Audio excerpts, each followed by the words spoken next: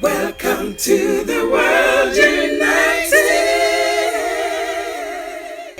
Welcome to the World United. And Mike and everyone who's organized this, it's important now for those working in the field of consciousness and awakening to come together because we are at a transformative period. I was going to say moment, but that moment could last 100 years. It could last several hundred years. It's still a moment in time. My work of late has really been, well, throughout most of my life. I come from the Kriya Yoga tradition of Mahavajra Babaji and Yogananda. And my interest has always been in understanding the law of cause and effect and how we carry with us our memories from the past and act them out without being conscious of them. So I've written a lot about my own memories going back further in time and how they've affected who I am today. And so I've begun to speak more publicly on this. For a long time, it was just my private ruminations. But I think it's important because one of the shifts I see in consciousness is people regaining their memories. You know, there's that 100th monkey phenomenon. The more of us who regain our memories, the more it will become common within the whole human species. And it will shift everything when we realize that we have been everything. We have been every race, every religion. We have been rich, we've been poor, we've had it all. So what's to want? What's left? I mean, we've all had so many experiences. And when we really know that, that shifts your whole worldview. So that has been an area of intense interest of mine, trying to understand this very complex and mind-boggling system that exists of how things unfold, how karma comes together, sometimes from thousands of years ago. And we talk about, the ancient wisdom. Well, who are the ancient people? We are the ancient people. we have that knowledge within us. It's just a matter of tapping into it. Another area of great interest of mine is the movement of time, which we call yugas from the Eastern tradition.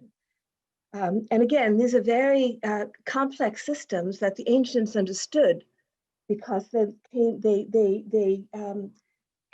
existed during a higher time of higher consciousness, what we might call the Satya Yuga, or what the West they would call the Garden of Eden. So I have tried to reclaim my own memories of what life was like during the Satya Yuga as a way to understand what direction, where are we going? Well, for one thing, we were not separate from everything else. We were part of a unified whole and did not see ourselves as separate. We functioned in intuitive harmony with the rest of everything. And so the trees were as much our family as those born of the same parents. The earth was our mother, literally was our mother. And we loved the earth and we honored the earth.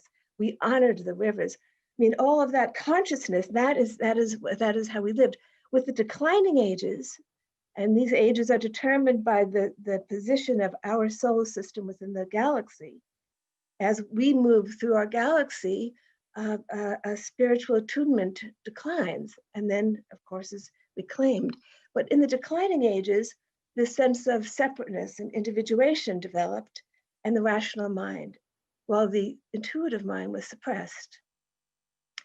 And maybe it was necessary for human evolution, which is, toward greater and greater complexity. We're still on that path of evolving toward greater and greater complexity. But these faculties our attunement with the oneness of everything diminished. It came to such a point that now we are on the verge of destroying the planet.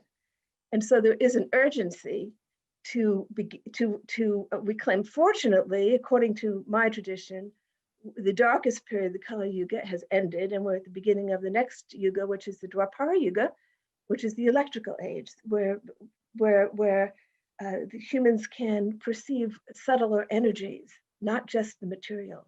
In the darkest age, you only perceive what's materially there.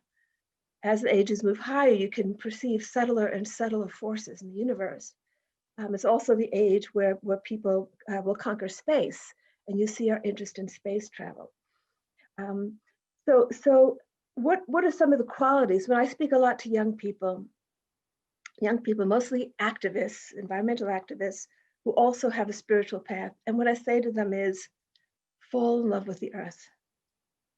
Simple, fall in love with the earth. Everything else will come. When you truly love the earth, when you love the forests, when you love the rivers, when you love the ocean life, when you love the animal life, everything will change.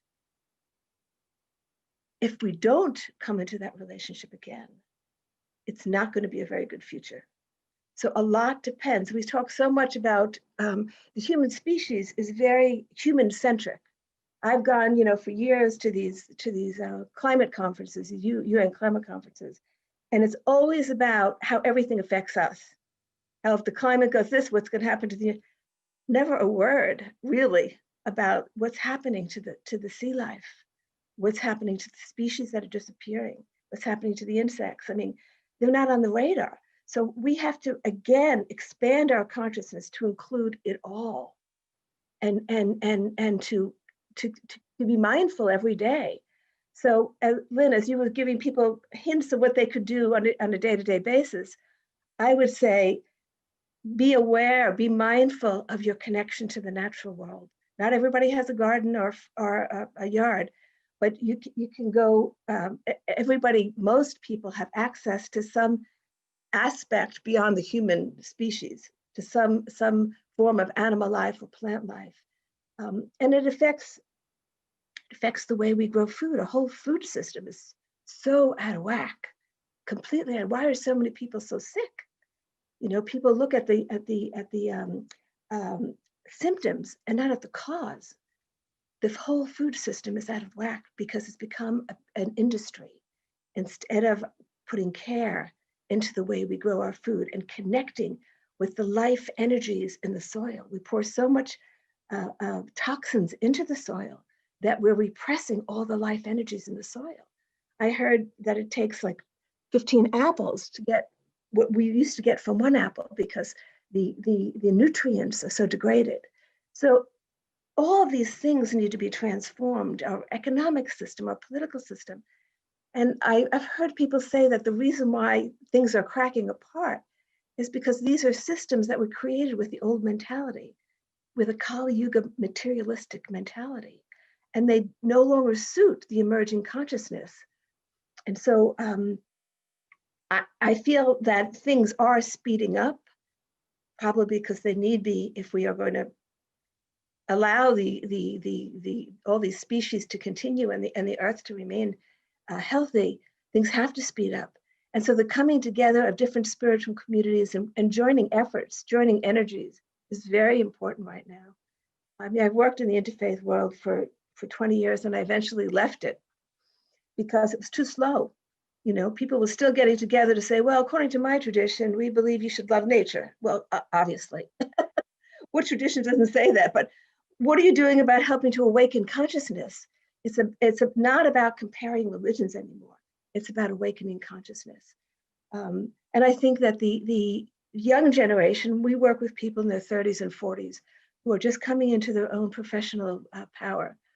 And I say to them, we can't create another system until you can envision it. The visioning process comes first.